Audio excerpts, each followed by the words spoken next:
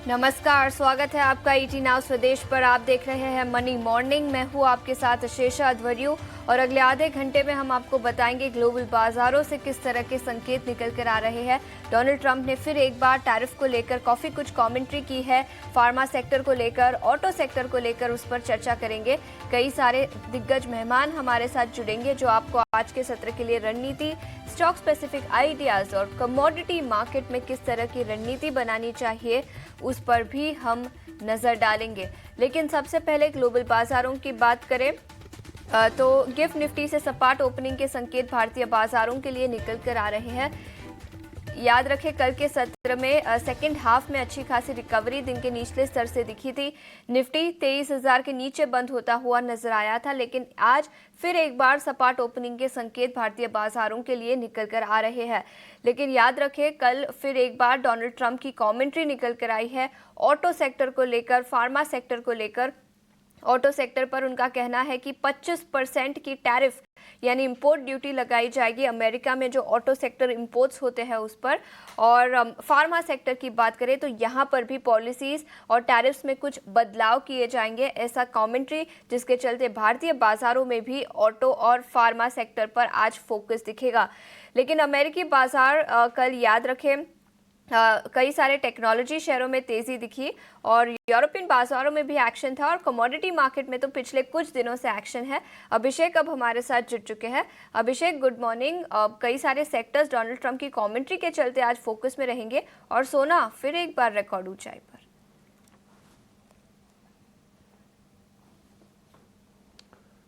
आशीषा, good morning. देखिए, Donald Trump, जैसा कि हम कल भी चर्चा कर रहे थे कि टैरिफ को लेकर कब वो क्या कहेंगे, क्या ऐलान करेंगे, उसके बारे में प्रेडिक्ट करना मुश्किल है। अब जो रीसेंट उन्होंने अनाउंसमेंट किया है वो फार्मा को लेकर, सेमीकंडक्टर यानी कि चिप्स को लेकर और ऑटोमोबाइल को लेकर उन्होंने ये ऐलान किए हैं कि 25% टैरिफ लगाए जाएंगे। तो देखते हैं कि आज ऑटो कंपनीज को लेकर रिएक्शन क्या होता है। वैसे अगर हम भारतीय कंपनीज की बात करें तो मुझे लगता नहीं कि बहुत ज़्यादा कोई ऑटो में एक्सपोजर होगा। हाँ, फार्मा वाली कंपनीज पर थोड़ा देखना होगा कि किस तरह का असर निकल के आता है। लेकिन अगर हम अमेरिकी बाजारों की अगर हम बात करें तो कल हल्के से गेंस के साथ तीनों के तीनों इंडेक्स बंद हुए हैं। S&P 500 में हमने देखा कि रिकॉर्ड हाइज बने हैं। तो टैरिफ की चिंता है, थोड़ी सी जो इन्फ्लेशन है वो स्टिकी है, थोड़ी सी चिंता बढ़ाने वाली है। बावजूद उसके हमने S&P 500 में नया रिकॉर्ड बनते हुए दिखा है। लोअर लेवल से रिकवरी अच्छी रही है। अगर आप डाउ जोन्स को देखेंगे तो निचले स्तर से करीब करीब 225 अंकों के आसपास से रिकवरी रही और अगर हम नेस्डेक की बात करें तो वहां पर रिकवरी करीब 130 अंकों के आसपास की रही है। इस हफ्ते FOMC के मिनट्स पर बाजार की नजर होगी और वो देखना होगा कि इन्फ्लेशन की जो चिंताएं हैं उसके बीच में कमेंट्री क्या होती है और दरों में कटौती को लेकर संकेत क्या मिलते हैं FOMC की तरफ से, यानी कि US फेड की तरफ से। तो ये सारी चीज़ें हैं। अगर हम ग्लोबल, अगर हम ट्रिगर्स की और बात करें, एशिया की बात करें तो एशिया में जापान में हमने कल तेज़ी देखी थी, आज वहाँ पर थोड़ी सी गिरावट देखने को मिल रही है। हांगकांग के बाज़ार को भी अगर आप देखेंगे तो वहाँ से भी कुछ खास संकेत नहीं है और इसके अलावा चाइना के बाज़ार सपाट कारोबार कर रहे हैं। कोरिया में गिरावट हो रही थी, वहाँ पर बाज़ारों में फिर से तेज़ी लौटी है। तो ये कुछ चीज़ें नोटिस करने वाली हैं। क्रूड अगेन आप देखेंगे कि एक रेंज में ही कारोबार कर रहा है, ज़्यादा वहाँ पर चेंजेस है नहीं। रूस और यूक्रेन के बीच में युद्ध विराम को लेकर अगर अच्छी खबरें आती है तो निश्चित तौर पर क्रूड थोड़ा सा और कूल डाउन हो सकता है, तो ये चीज़ें देखने वाली होगी। लेकिन आज फिर से, हालांकि देखिए FIs की बाइंग आई है 4,000 करोड़ रुपए के आसपास की, लेकिन कल भूलना नहीं चाहिए कि कल वो भारतीय एयरटेल वाली जो ब्लॉक डील थी उसका भी थोड़ा असर उसमें हो सकता है। तो बाजार कैसे रिएक्ट करेंगे इस पर नजर अगेन रहेगी। आज देखिए गिफ्ट निफ्टी भी कोई ज्यादा ना तो कोई उत्साह है ना ज्यादा कोई निराशा है, एक शांत शुरुआत के ही संकेत दे रहा है। 17 अंकों की हल्की सी गिरावट पर कारोबार कर रहा है, लेकिन निश्चित तौर पर आज सेंटिमेंट के लिहाज से ऑटो शेयर और बिजनेस के लिहाज से अगर आप देखेंगे जो इंपैक्ट हो सकते हैं वह है फार्मा शेयर। ट्रंप के टैरिफ के चलते आज ये निश्चित तौर पर फोकस में रहेंगे। बिल्कुल, तो एफआईआईज़ और डीआईआईज़ के आंकड़ों पर एक बार नज़र डाल लेते हैं। याद रखें 9 दिनों की बिकवाली के बाद फॉरेन इंस्टीट्यूशनल इन्वेस्टर्स ने कल भारतीय बाजारों में शेयर्स खरीदे। करीब 4,800 करोड़ की खरीदारी कैश मार्केट में दिखी। वहीं डोमेस्टिक इंस्टीट्यूशनल इन्वेस्टर्स ने करीब 3,100 करोड़ की खरीदारी की। इंडेक्स फ्यूचर्स में 300 करोड़ की बिकवाली, इंडेक्स ऑप्शंस में 1700 करोड़ की खरीदारी, स्टॉक फ्यूचर्स में 100 करोड़ की बिकवाली, वही स्टॉक ऑप्शंस में करीब 900 करोड़ की खरीदारी कल के सत्र में दिखी। और केवल एक स्टॉक एफएनओ बैन में रहेगा, मनप्पुरम फाइनेंस। दीपक नाइट्राइट जो कल एफएनओ बैन में था, उसे अब निकाल दिया गया है। लेकिन कल की सुस्ती के बाद आज के सत्र के लिए किस तरह की रणनीति बनानी चाहिए, कौन से लेवल्स पर आपको नजर रखनी चाहिए, ये बताने के लिए अब हमारे साथ डिम्पी फोन लाइन पर जुड़ चुके हैं। Dimpy, good morning. बताएं, 23,000 के नीचे निफ्टी बंद होता हुआ नजर आया था, कौन से लेवल्स पर नजर रखें? Good morning Ashisha. और ये सेकंड डे है जब हम 23,000 के नीचे जाके बंद हुआ है, तो यही बात मैं आपसे बार बार कह रहा हूँ कि जो भी क्रिटिकल लेवल एटलीस्ट उसके ऊपर क्लोज होना चाहिए हमको। नहीं तो अगर बार बार आप उसके नीचे होंगे ना, तो आपका नेगेटिविटी जो बायस है, यानी कि नेगेटिव स्टांस है, वो मार्केट के अंदर हैवी होता जाएगा। ऑल दो मार्केट रिकवर करने में काफी मुश्किल कर रहा है और रिकवरी आ ही नहीं रही है। पिछले 4 महीने से आप देखेंगे तो बैक टू बैक सेलिंग हमको मार्केट्स में देखने को मिल रही है। रही बात कल के सेशन की, देखिए कल के सेशन में कुछ खास नहीं था, इंटरेस्टिंग ऐसा नहीं था। आप सब एक्साइटेड हो रहे होंगे कि एफआईआई के नंबर पॉजिटिव आए हैं, क्या फिर से वापस बाइंग होगी? नो, ऐसा कुछ नहीं हो रहा। असल में कल एक ब्लॉक डील लगी थी जिसकी वजह से एफआईआई का ये नंबर नेट में पॉजिटिव हो गया। अदरवाइज वैसी कोई प्रॉब्लम नहीं, वैसी कोई एक्साइटमेंट वाली बात ही नहीं है, क्योंकि ना तो लॉन्ग होल्डिंग्स में चेंजेस हुआ है और ना ही किसी तरह का कोई डाटा में चेंजेस दिख रहा है, जिसकी वजह से ये कहा जाए कि कल के जो नंबर्स आए हैं एफआई लॉन्ग होल्डिंग्स के, माफ कीजिए एफआई बाइंग के कैश इन मार्केट में, वो कोई बहुत इंपॉर्टेंस रखते हैं। उसकी कोई खास बड़ी इंपॉर्टेंस है नहीं, पहला पॉइंट। दूसरा पॉइंट, निफ्टी के अंदर हमने जैसे आपने कहा 23,000 के नीचे क्लोज हो रहे हैं, तो मार्केट को एक अटेम्प्ट करनी पड़ेगी 23,000 के ऊपर आके बैक टू बैक क्लोज करने की। ध्यान रखा जाए वेडनेसडे और कल एक वीकली एक्सपायरी का सेशन भी है, तो टिपिकली जिस दिन एक्सपायरी होती है उससे 1 डे बिफोर ही एक्शन शुरू हो जाता है। तो मैं एक्सपेक्ट करके चलता हूँ कि आज थोड़ा बहुत एक्शन होना अपर साइड या कवरिंग के तौर पर आपको मिल जाए तो ज्यादा अच्छा है, अगर मिलना है तो। और दूसरा, 3 प्रिंसिपल हमेशा अभी भी याद रखिए, उसी प्रिंसिपल से आपको काम करना है। First is no aggression no depression, second is accommodation का stance, and third is by right and sit tight. ये तीनों चीज अभी भी आपको मेंटेन रखनी है, इसमें किसी तरह का कोई भी मेजर चेंजेस अभी तो नहीं हुआ इन स्टांस के अंदर। दूसरी बात आती है लेवल से, 22,800 इंपॉर्टेंट लेवल है, पैनिक इंपॉर्टेंस वाला भी लेवल है, इसलिए 22,800 को भी आप मेंटेन कर रखे अपना स्टॉप लॉस के तौर पर। ये तीसरी बार ऐसी अटेम्प्ट है जब हमने 22,800 को टेस्ट किया है। टेक्निकल्स में एक आ जाता है कि तीसरी बार, जब चौथी बार कोई अटेम्प्ट होगी ना, तो 3 बार की अटेम्प्ट या तो फेल हो जाएगी या तो बहुत अच्छे से पास होगी। तो देखते हैं, अगले 5-7 दिन बहुत इंपॉर्टेंट है मार्केट्स के लिए, और ये कोई ग्लोबल ट्रिगर आ जाए या फिर ऐसा कुछ ट्रिगर आ जाए तो शायद उसकी भी इंपॉर्टेंस बनेगी मार्केट्स के अंदर। दूसरी इंपॉर्टेंट बात, बैंक निफ्टी के अंदर आते हैं, तो बैंक निफ्टी के अंदर 49,000 किसी तरह से प्रोटेक्ट हो रहा है। कल भी हमने जितने पॉइंट्स परसों गेन किए थे, कल उतने पॉइंट वापस खो दिए, तो मार्केट अभी भी 49,000 के अपने सपोर्ट एरियाज पे है, और नीचे जाएगा तो 48,800 का सपोर्ट एरिया फिर से पेंडिंग है। और शैलो मार्केट्स है, आप देख रहे होंगे वाइड स्विंग्स आते हैं मार्केट के अंदर, 100 पॉइंट के पता भी नहीं चलते। तो आप थोड़ा एग्रेसिव ना होते हुए आराम से बैठे, शांति से बैठे। आज का दिन भी मेरे को लग रहा है साइडवेज टू पॉजिटिव रह सकता है मार्केट के अंदर। कोई मेजर बड़ा मूव आ जाएगा ऐसे चांसेस थोड़े कम लग रहे हैं। ठीक है, और ये कुछ लेवल्स आपके स्क्रीन पर जहां पर आपको अपनी नज़र रखनी चाहिए। डिम्पी, शुक्रिया हमारे साथ जुड़ने के लिए। एक छोटे से आया था, डोनाल्ड ट्रंप की काफ़ी कुछ कमेंट्री टैरिफ्स को लेकर फिर एक बार आज सुबह निकल कर आई है, जहां पर ऑटो सेक्टर पर 25% तक के टैरिफ्स लगाए जा सकते हैं, और इसके अलावा फार्मा सेक्टर में भी कई कुछ चेंजेस होंगे। शरद आप हमारे साथ जुड़ चुके हैं। शरद, सबसे पहले इसके बारे में बताएं और उसके बाद खबरों वाले शेयर्स पर भी फोकस करेंगे। जी बिल्कुल आशीषा, ट्रम्प जी ने सुबह उठाया सारे एनालिस्ट को और इतने सारे कमेंट्री दे दिए कि उसके एनालिसिस बताते बताते हमें 15 मिनट लग गया। ट्रम्प जी ने जो है इंपॉर्टेंट बात कही है 3 सेगमेंट्स के बारे में। टैरिफ्स लगेंगे सेमीकंडक्टर में, ऑटो में, फार्मा में। लेकिन याद रखिए इन्होंने पूरी तरह स्पेसिफिकेशन नहीं दिया है कि कौन से कंट्री पे रहेगा। और एक चीज याद रखिए, रेसिप्रोकल ऑफ टैरिफ्स होता है। रेसिप्रोकल ऑफ टैरिफ्स एक सिंपल चीज होता है जो मैं दर्शकों को बताना चाहता हूँ कि ओवरऑल जैसे कि आप कुछ इंपोर्ट करते हो कोई कंट्री में, तो एक रेट रहता है, जैसे कि 7 या 8% रहता है। अब हर कंट्री का अलग अलग इंपोर्ट रेट्स देखने मिलता है, किसी का 8, किसी का 3। तो अब ट्रम्प चाहते हैं कि अगर यूएस में जो आप टैरिफ डाल रहे हैं वो उस देश में भी डाला जाए, तो एक टाइप से इक्वालिटी देखने मिल सकता है। बट अभी कोई देश के लिए full fledged exact numbers announce वो नहीं किए। लेकिन अगर सेंटिमेंटल की बात करें, क्योंकि हम बाजार के लोग हैं, हमको सेंटिमेंट पे ज़्यादा फोकस करना होता है, क्या इम्पैक्ट आ सकता है, तो यहाँ पे देखिए कि इनडायरेक्ट इम्पैक्ट क्या आ सकता है। देखिए हम लोग बहुत जो एंसिलरी कंपनीज़ हैं हमारी, हम लोग एक्सपोर्ट यूरोप को करते हैं, और यूरोप से जो है अगर कोई यूएस में कोई चीज़ जाती है तो वहाँ पे टैरिफ्स लग सकती है, और इसका जो नेगेटिव इम्पैक्ट है वो जो है आपको कुछ स्टॉक्स हैं उन पे आ सकता है। भारत फोर्ज, सोना BLW, सामिल, GNA एक्सेल, सुंदरम फास्टनर, इन स्टॉक्स पे नज़र रखिएगा, क्योंकि ये इनकी जो सेंसिटिविटी है यूरोप और यूएस के प्रति वो ज़्यादा है। टाटा मोटर्स ऑफकोर्स JLR, उसका भी सेंसिटिविटी जो है वो आपको देखने मिलेगा इन अनाउंसमेंट्स को लेकर। अगर सेंसिटिविटी की बात करें, जो यूएस एक्सपोर्ट्स है, खासकर कि जिनका एक्सपोजर जेनरिक्स में सबसे ज़्यादा है यूएस मार्केट्स में, वहीं पे जो रेवेन्यू लगभग 40 से 60% आती है सिर्फ यूएस है, नॉर्थ अमेरिका भी नहीं। उनमें ये कंपनीज़ हैं doctor Reddy's, Lupin, Aurobindo pharma, Cipla, Zydus. तो ऑफकोर्स इन कंपनीज़ के मैनेजमेंट और एनालिस्ट भी इन स्टॉक्स को देखते रहेंगे कि क्या इम्पैक्ट देखने मिल सकता है।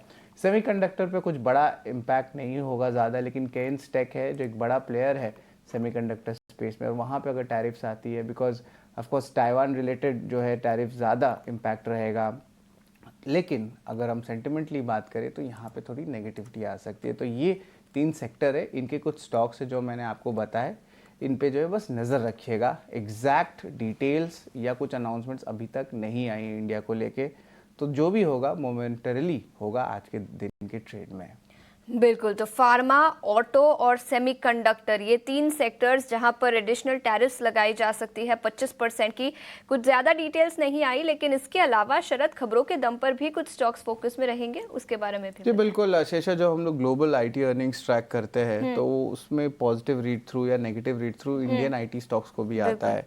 तो केप जेमिनी के भी नतीजे आए हैं, मिक्स्ड है। कोई कमेंट्रीज कह रहे हैं कि डिस्क्रिशनरी में जो है पिकअप आ रहा है आपके कंजम्पशंस में, तो देख सकते हैं मिले जुले जो है ट्रेंड्स देखने मिल रहे हैं। पर IT स्टॉक्स पे नज़र रखिएगा, एग्जैक्ट क्या इम्पैक्ट आता है उसके सारी डिटेल्स जो है हम लेके आते रहेंगे आपके पास। गुजरात गैस, पेट्रोनेट LNG, इस पे भी नज़र रखिएगा। यहाँ पे CLSC की एक रिपोर्ट छोटी सी आई जहाँ पे उन्होंने कहा कि जो स्पॉट प्राइजेज है आपका LNG का, वो लगभग 21% बढ़ सकता है ईयर इन ईयर बेसिस पे। ये बड़ा नेगेटिव है इन दोनों स्टॉक्स के लिए। वेदांता की बात करें तो यहाँ पे रिपोर्ट्स आ रही है कि 83% जो अप्रूवल होती है क्रेडिटर्स की टोटल वोटिंग राइट्स में, वो मिल चुकी है। वेदांता की डीमर्जर को लेके जो थ्रेशोल्ड होता है, जो सेबी के रूल्स रहते हैं, वो 75% का रहता है। अब आगे क्या होगा ये ज़्यादा इंपॉर्टेंट है। एक होल्डिंग कंपनी रहेगी, 4 सेपरेट कंपनीज रहेंगे, मिरर होल्डिंग होगा जो शेयर होल्डिंग। अगर आप एक शेयर होल्ड करते हैं वेदांता का, तो उनके जितने आर्म्स हैं उसमें आपको 1:1 शेयर्स मिलते रहेगा। और ऑलरेडी जो अप्रूवल से एक्सचेंजेस से आ चुकी है, तो अगर ये क्रेडिटर्स की अप्रूवल जो है ऑलमोस्ट आ गई है, मीडिया रिपोर्ट सजेस्ट कर रहे हैं, तो इसका मतलब वैल्यू अनलॉकिंग स्टॉक में देखने मिल सकता है। लेकिन एक चीज़ याद रखिए, ये स्टॉक सिर्फ वैल्यू अनलॉकिंग प्ले नहीं है, ये डिविडेंड प्ले भी है। अच्छी डिविडेंड यील्ड्स भी देती है ये स्टॉक। PNB की बात करें तो यहाँ पे नेगेटिव न्यूज़ फ्लो है। कल हमने कर्नाटक बैंक में देखा था जहाँ पे UPS ट्रांजैक्शंस जो हुई थी डिस्क्रिपेंसी, और आज एक और इशू एक बैंक में आया है जहाँ पे बोरोल फ्रॉड हुआ है एक बोरोर का 271 करोड़ रुपीज़ का। हालांकि बैंक ने प्रोविजंस बना लिए हैं। भारती एयरटेल कल अहम ब्लॉक डील था, बाजार में बहुत बातचीत हो रही थी, प्रमोटर्स ने भी लगभग 0.8% स्टेक की बिकवाली की। लेकिन सवाल उठता है कि बायर्स कौन थे, ये ज़्यादा इंपॉर्टेंट होता है जब हम फॉलो ऑन न्यूज़ देखते हैं कोई भी ब्लॉक डील का। तो यहाँ पे 2 चीज़ सामने आता है, एक है GQG पार्टनर्स, दूसरा है फिडेलिटी इंटरनेशनल। ये 2 बड़े बायर्स जो हैं एंटर किए हैं भारतीय एयरटेल में। कॉनकॉर की बात करें तो लगभग 700 करोड़ का बड़ा ऑर्डर आया है एक रेलवे PSU से, तो उस पर भी नज़र रखिएगा। और फार्मा स्पेस ऑफ कोर्स आज जो है नेगेटिव रिएक्शन फार्मा स्टॉक्स पे देखने मिल सकता है, क्योंकि कमेंट्री जो है ग्लोबली वो नेगेटिव आ रही है, टैरिफ्स लग सकते हैं फार्मा में, और ये सारी जो बात हो रही है। लेकिन इसके अलावा अगर डोमेस्टिकली भी बात करें तो 2 नेगेटिव न्यूज़ है। मैं पहला बताऊंगा आपको पिरामल फार्मा का, US FDA की इंस्पेक्शन हुई महाराष्ट्र में, 6 ऑब्जर्वेशंस आया। वही औरोबिंदो फार्मा की भी बात करें तो US FDA से 5 ऑब्जर्वेशन उनके आंध्र प्रदेश के प्लांट में आए। तो दोनों ही फार्मा स्टॉक्स में जो है एडवर्स न्यूज़ देखने मिला है। अब चलिए फार्मा से रुख चेंज करके टाटा स्टील की तरफ चलते हैं। यहाँ पे एक पॉजिटिव न्यूज़ फ्लो और ये बहुत दिनों के बाद पॉजिटिव न्यूज़ फ्लो आ रहा है टाटा स्टील में। यहाँ पे यूके प्लांट को जो है इनको एक अप्रूवल आ गई है, जहाँ पे वो इलेक्ट्रिक आर्क फर्नेस जो स्टील मेकिंग के काम में आती है वो पोर्ट तालबोट से बनाएंगे। तो एक टाइप से पॉजिटिव न्यूज़ आ रहा है उनके यूके बिजनेस सेगमेंट से। तो ये अहम स्टॉक्स है जिसके आपको नज़र रखनी चाहिए। ऑफ कोर्स फार्मा स्टॉक्स पे जो है थोड़ा शैडो रहेगा। आईटी स्टॉक्स पे कैसे रिएक्ट करते हैं, कैपजेमिनी की कमेंट्री और उसके अर्निंग्स, उस पर भी हमारी नज़र रहेगी। बिल्कुल, तो मेटल सेक्टर से टाटा स्टील और वेदांता, इसके अलावा आईटी, ऑटो, फार्मा, कई सारे सेक्टर्स जहां पर एक्शन दिखेगा। शरद, शुक्रिया पूरी डिटेल्स के साथ हमारे साथ जुड़ने के लिए। लेकिन आगे बढ़ते हैं, ऑटो सेक्टर पर कई सारी ब्रोकरेज रिपोर्ट्स भी आज सुबह निकल कर आई है। टाटा मोटर्स, मारुति सुजुकी और इसके अलावा भी कुछ और ब्रोकरेज रिपोर्ट्स है। रविंदर अब हमारे साथ जुड़ चुके हैं। रविंदर, गुड मॉर्निंग, बताएं। जी, तो सबसे पहले हम शुरुआत करेंगे मारुति सुजुकी से, जहां पर एचएसबीसी ने रिपोर्ट निकाली है और उन्होंने मेंटेन रखा है बाय रेटिंग और टारगेट प्राइस 14,000 का रखा है। जहां पे उन्होंने कहा है कि जो ई विटारा है वो एक अच्छी वैल्यू ऑफर करता है एज़ कम्पेयर टू यूरोपियन और इवन चाइनीज़ मॉडल्स। और जो मारुति सुजुकी का जो ईवी लॉन्च है वो उसका फोकस है affordable segment in European market में। अगला जो स्टॉक फोकस में रह सकता है मैक्रोटेक डेवलपर्स, जहाँ पर जेफरीज ने मेंटेन रखा है बाय रेटिंग और टारगेट प्राइस जो 1600 का रखा है। जहाँ पर उन्होंने कहा है कि जो प्री सेल्स और ROE है उसमें 20% की ग्रोथ देखने को मिल सकती है और कंपनी जो है पलावा टाउनशिप में जो है प्रीमियम इन्वेंट्री में एक्सपांड कर रही है और हायर सेल्स और लोअर फाइनेंस कॉस्ट जो है वो कंपनी के मार्जिन में बूस्ट करेगा। और जो पलावा में जो लैंड पार्सल है वो एक अच्छा ग्रोथ ड्राइवर बन सकता है। अगला जो स्टॉक फोकस में रह सकता है टाटा मोटर्स, जहाँ पर CLSA ने जो है high conviction out perform rating upgrade किया है फ्रॉम आउट परफॉर्म और टारगेट प्राइस जो 930 का रखा है। जहाँ पे उन्होंने कहा है कि जो शॉर्ट टर्म चैलेंजेस हैं वो एक अच्छी अपॉर्चुनिटी क्रिएट करता है स्टॉक को बाई करने के लिए। और JLR जो है वो करंटली ट्रेड कर रहा है 1.2 time FY27 EV to EBITDA, जो कि लोअर है उसके यूजुअल 2.5 टाइम्स मल्टीपल पे। इसी के साथ साथ वायर्स एंड केबल सेगमेंट में आज फोकस में रह सकता है, जहाँ पर गोल्डमैन सैक्स ने जो है रिपोर्ट निकाली वायर एंड केबल सेक्टर्स पर, जहाँ पर उन्होंने कहा है कि जो ग्रोथ ड्राइवर्स है वायर एंड केबल के वो काफ़ी स्ट्रॉन्ग है और जो रिस्क रिवॉर्ड है इस सेक्टर का वो फेवरेबल है। और जो रिसेंट करेक्शन देखने को मिला है वायर्स एंड केबल स्टॉक में वो एक अच्छी अपॉर्चुनिटी क्रिएट करता है और 50% जो है इन कंपनीज़ का रेवेन्यू जो है वो डोमेस्टिक मार्केट से आता है, जो कि सपोर्टेड है पावर, इंफ्रास्ट्रक्चर और रियल एस्टेट ग्रोथ। गोल्डमैन सैक्स ने जो है 2 स्टॉक्स पर जो है रेटिंग दी है, जहाँ पे उन्होंने पॉलीकैप पर मेंटेन रखा है बाय रेटिंग और टारगेट प्राइस जो है 6510 का रखा है। KI इंडस्ट्री पर उन्होंने मेंटेन रखा है न्यूट्रल रेटिंग और टारगेट प्राइस जो है 3780 का रखा है। या तो ऑटो सेक्टर, इसके अलावा KEI इंडस्ट्रीज पर गोल्डमैन सैक्स की रिपोर्ट और कई सारे स्टॉक्स और सेक्टर्स जो ब्रोकरेज रिपोर्ट्स के दम पर आज फोकस में रहेंगे। रविंदर, शुक्रिया पूरी डिटेल्स के साथ हमारे साथ जुड़ने के लिए। इनफैक्ट मारुति सुजुकी पर HSBC की रिपोर्ट है, जहां पर उन्होंने 14,000 रुपये प्रति शेयर का लक्ष्य रखा है। मैक्रोटेक डेवलपर्स पर जेफरीज की रिपोर्ट 1600 रुपये प्रति शेयर का लक्ष्य और इसके अलावा QSR प्लेयर्स पर भी गोल्डमैन सैक्स की रिपोर्ट आई है, जहां पर उनका नज़रिया काफ़ी पॉजिटिव है। केबल्स एंड वायर्स और इसके अलावा टाटा मोटर्स, जैसे हमने बताया, इन एनी केस ट्रंप की कमेंट्री निकल कर आई है, जिसके चलते ऑटो और फार्मा सेक्टर पर फोकस रहेगा। लेकिन कई सारी ब्रोकरेज रिपोर्ट्स भी आई है, उसमें CLSA ने टाटा मोटर्स को अपग्रेड किया है, हाई कन्विक्शन आउट परफॉर्म की रेटिंग यहाँ पर दी है और 930 रुपये प्रति शेयर का लक्ष्य रखा है। लेकिन कमोडिटी मार्केट पर किस तरह की रणनीति बनानी चाहिए, कौन से लेवल्स पर आपको नजर रखनी चाहिए, ये बताने के लिए अब हमारे साथ अजय केडिया जुड़ चुके हैं। Ajay ji, good morning. सबसे पहले सोने और चांदी की बात करेंगे। सेफ हेवन डिमांड के चलते पिछले कुछ दिनों से अच्छी खासी तेजी दिखी है। आज भी सोना $2,950 पर आउंस के आसपास कारोबार करता हुआ, लेकिन ट्रेडिंग के लिहाज से सोने और चांदी पर किस तरह की रणनीति बनानी चाहिए? Very good morning Ashish ji. Definitely अगर हम देखें तो 2024 की तेजी के बाद 2025 जब से स्टार्ट हुआ है तब से हमने काफी अच्छी तेजी देखी है। टेक्निकली मार्केट ओवरबॉट जरूर है और ऐसी आशंका है कि US और रशिया के बीच में जो वॉर सिचुएशन अगर कूल ऑफ होता है तो उसका एक टेक्निकल वॉर प्रीमियम निकलता हुआ दिखाई देगा। टेक्निकली अभी भी मार्केट थोड़ा ओवरबॉट जरूर है, बट थीम जो बनी हुई है सेफ हेवन की वो बाइंग की, उसी को देखते हुए गोल्ड सिल्वर दोनों में बाइंग है, लेकिन कॉशियस के साथ बाइंग करके चलना है। तो 85,900 में लेना है, 85,600 का स्टॉप लॉस लगाना है, 86,500 तक का टारगेट हम देख पाएंगे गोल्ड में। वहीं अगर चांदी की बात करें तो 96,200 तक लेना है, 95,500 का स्टॉप लॉस, 97,500 तक का टारगेट रहेगा। बट ध्यान रखिए, अगर वॉर कम होता है या कोई भी एस्केलेशन कम होता है तो गोल्ड सिल्वर में ये महीने में ही हम एक अच्छा खासा टेक्निकल प्रॉफिट बुकिंग भी देख पाएंगे। ठीक है, तो ये नजरिया सोने और चांदी पर, लेकिन इसके अलावा कच्चे तेल की बात करें तो WTI क्रूड $75 के ऊपर कारोबार करता हुआ पिछले एक दो दिनों में अच्छी खासी तेजी यहां पर भी दिखी है। ऑयल एंड गैस सेक्टर पर आपकी क्या राय होगी? देखिए, ओवरऑल अगर हम कच्चे तेल की अगर बात करें तो 2025 के अंदर ओवर सप्लाई होना है।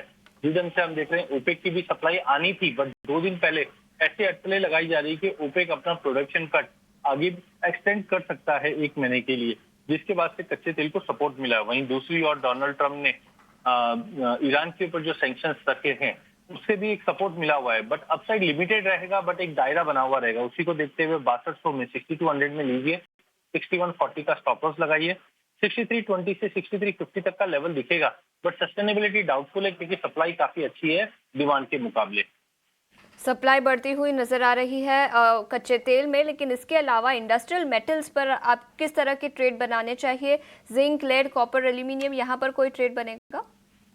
बिल्कुल, अगर डॉलर इंडेक्स की बात करें तो हमने जैसे गिरावट देखी उसके बाद पूरे ही कमोडिटी पैक को एक सपोर्ट मिला। पहले जो कंसर्न था कि डोनाल्ड ट्रंप आने के बाद 60% की टैरिफ लग सकती थी, वो अब कूल ऑफ होते होते 25 पे आ चुकी है, जिसके चलते मुझे लगता है मार्केट में एक डिस्काउंट हो चुका है और इकोनॉमी चाइना भी कोशिश कर रहा है रिकवर करने की। उसी के चलते कॉपर और जिंक ऐसी 2 कमोडिटी है जहाँ पे मुझे लगता है कि अपॉर्चुनिटी बन सकती है, जहाँ पे कॉपर 864 पे लेना है, 860 का स्टॉप लॉस लगाना है, 870 तक का टारगेट मिल सकता है। वहीं अगर जिंक की भी अगर बात करें तो प्राइस 270 का रेजिस्टेंस जरूर फेस कर रहा है, बट मुझे लगता है ये ब्रेकआउट दे सकता है, तो 269 पे लीजिए, 266 का स्टॉप लॉस लगाइए, 275 तक के टारगेट हम जिंक में देख पाएंगे। कुल मिला के बेस मेटल में भी कहीं ना कहीं लोअर लेवल पे खरीदारी जारी रहेगी। बिल्कुल, तो ये नजरिया कमोडिटी मार्केट पर। रवि, बहुत बहुत शुक्रिया अजय जी समय निकालकर हमारे साथ जुड़ने के लिए और दर्शकों को कमोडिटी मार्केट पर अपनी रणनीति बताने के लिए। इतना ही समय था।